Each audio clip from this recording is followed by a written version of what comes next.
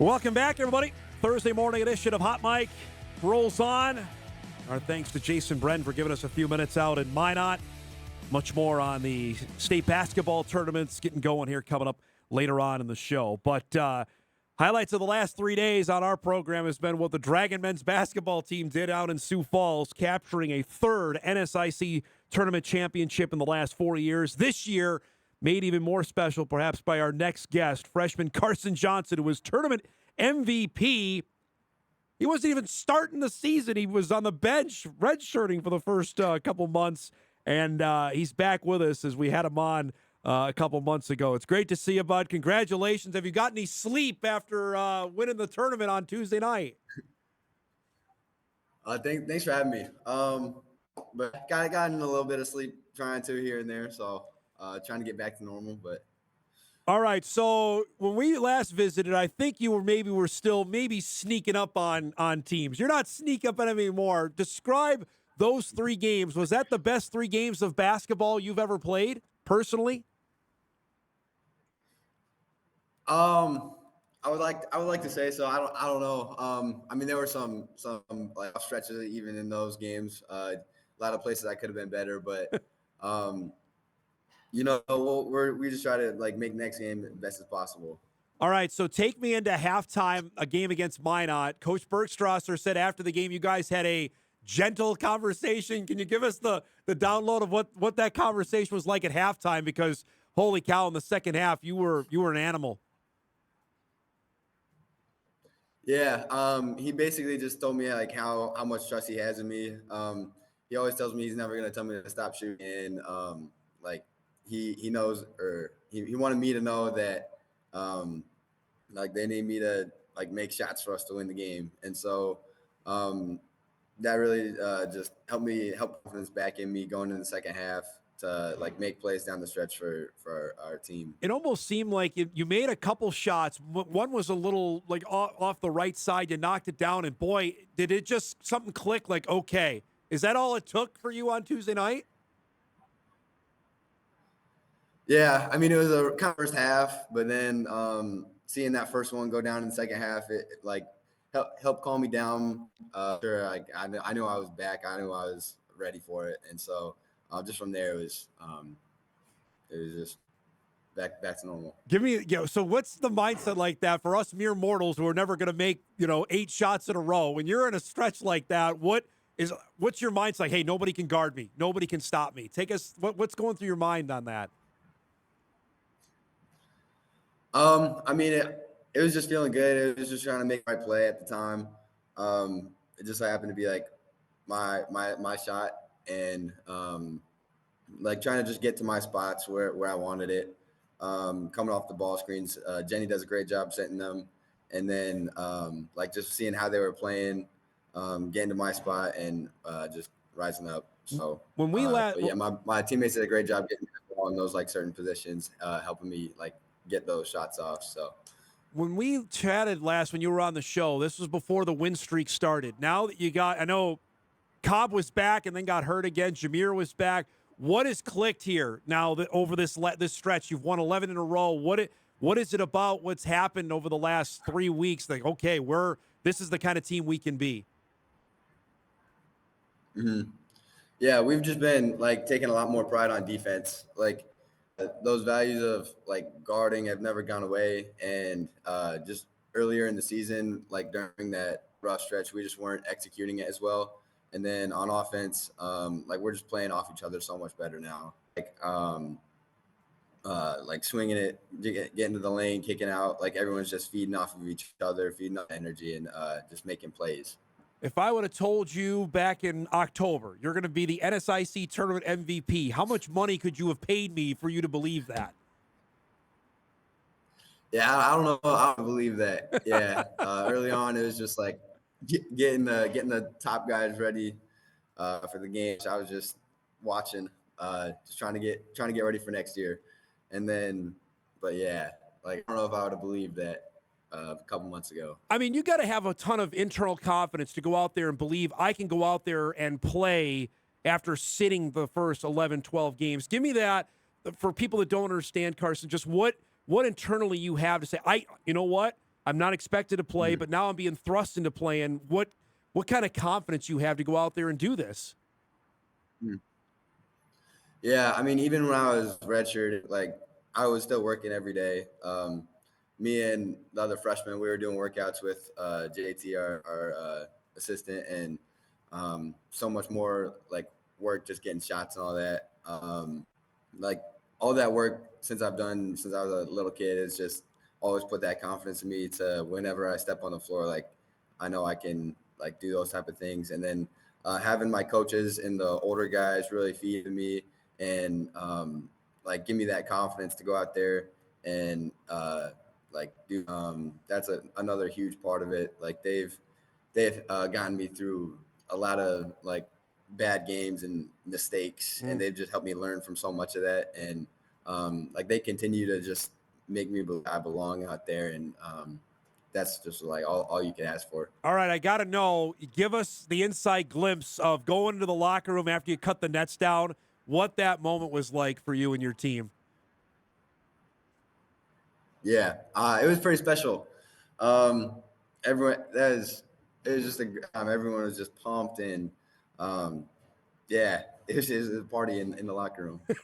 To have this happen so soon, I mean, is this even beyond your expectations? I know that when we talked last, expectations were I'm not going to play. So I mean, are you just riding this now? Like I don't want this to end. Let's take it as long as we can go. Yeah, we're trying to get as many games as we can this year. We're trying to like do everything we can in the tournament to get to like the regionals to make it out of that, and as far as we can. Now you had a couple days off. The selection show isn't until Sunday. We were visiting off air that you earned a couple days off here after the grind in Sioux Falls. What's ahead here between now and then Sunday, the selection show, before you find out where you're going and who you're going to play? Oh yeah, it's really just getting a little bit of rest in, and then getting back to work. Getting back to work to do a bunch of shots.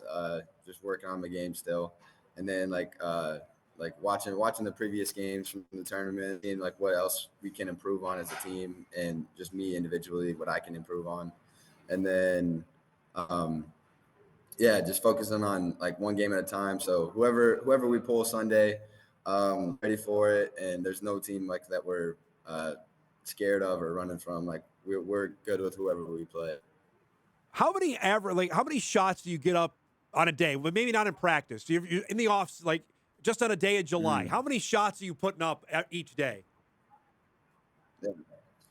When I usually count makes, that's what I usually go by. Okay. So it's like 300 makes probably. Maybe it depends on like the type of workout I do. Some days I do a little more ball handling. Some days do more shots up. But depending on the day, yeah, somewhere probably around that range. All right, I don't want to give away the whole scouting report, but is there a favorite spot on the floor you like to shoot from? Is it the baseline? Is it the elbow, free throw line? Like where is like, okay, this is where I'm most comfortable on the floor to take a shot? Just anywhere inside half court. Pretty much. Now that is a shooter's reaction there. Is there a spot where you say, you know what, this is one I need work on. Like I'm not as comfortable here as I'd like to be. How about that on the flip side? Not really. I mean, I try to work on like all aspects of my game. So whether it's at the rim, mid range, floaters, three balls off the catch, like just trying to work on everything. So like there's no have ready to use come game day. Couple last things before I let you go, and I appreciate the time here today. How much has life changed for you personally? You're doing this. I know you've had other interviews. Like, this is not what the script was going to be. How much has this thrown you for a loop that this, the basketball aside, you have to do all this other stuff now with it? It's just been really special. Like a season like I didn't expect to really even play. Just coming in and doing this freshman year, like guys that we've worked so hard for this whole season, and just being able to come and do this first year is like just pretty special. I know you told the story the last time you were on the show, but you got to share it again about the whole recruiting deal that Coach Bergstrasser never came on a home visit. You came up here, and then he offered you. Can you give us the backstory on that and how this all came about? Mm-hmm. Yeah, so they reached out to me, wanted me to come up for some visits. Like they never came and saw me like in person, but they've seen film and watched some like games online and all that. And then came up here, and I just loved the environment, and then loved the coaches. And but yeah, they were really the only school, the only offer I had at the time, and there were a few other schools out too, but nobody like sent the offer. And so Coach Berge, they really just made me believe that no other school wanted me as much as they did. And so having that, like from day one, having that belief in me, it just really stuck out. And I didn't after that, I didn't even need to go see any other school. Like I knew this was a place I wanted to play. Well, for MSU's benefit, man, you've been unbelievable. I really appreciate the time. Congratulations on the tournament championship and the MVP, and good luck next week at the regional, okay? Thank you. Appreciate it. Thanks for having me. Carson Johnson, freshman standout for MSUM from Ankeny, Iowa, tournament MVP. The least amount of points he scored over the 3 games was 23. 28, 23, 27. Other than that, he wasn't very good. The latest regional rankings came out yesterday for the Division II tournament. And the Central Regional goes as follows. Washburn is the number 1. We talked about that. The Ichabods are likely going to be the regional host, which is in Kansas. Winona is still 2. And Winona, remember, they won a game in the opening round as the 7 seed. The Dragons beat them in the semifinal round. So Winona is 2. Concordia St. Paul is at 3. The Dragons at 4. Minot at 5. So we could have a rematch in the opening round of the NCAA tournament between the Dragons and Minot State. Duluth is at 6. Mankato 7. Southwest is at 8. Southern Nazarene at 9. One of these teams, I imagine a couple, are not going to make it. The NSIC is well represented there with teams 2, 3, 4, 5, 6, 7, and 8. The top 8 make it into the NCAA tournament. And again, there's still some other conference tournaments to be played here over the next couple of days with Selection Sunday this Sunday for the Division II tournament. So heck of a run, and the NSIC be well represented. One way or the other, the Dragons are likely playing an NSIC team in the opening round of the tournament, which is good, bad, or indifferent. You can take that for what it's worth. That's Division II and how they do it. But the Dragons just beat Winona. They just beat Minot.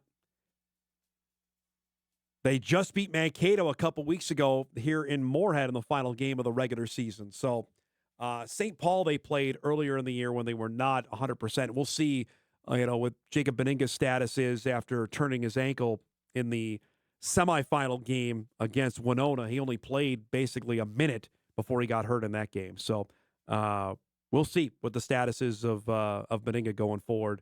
And we'll hopefully have Coach Bergstrasser back with us on Tuesday to preview their opening round game of the NCAA tournament. And our thanks to Carson Johnson for giving us a couple minutes there. We'll break. We come back. The other tournament that's going today, the EDC, resumes at the Shack. We'll give you the full lowdown on that when Hot Mike returns on this Thursday morning. We're back after this.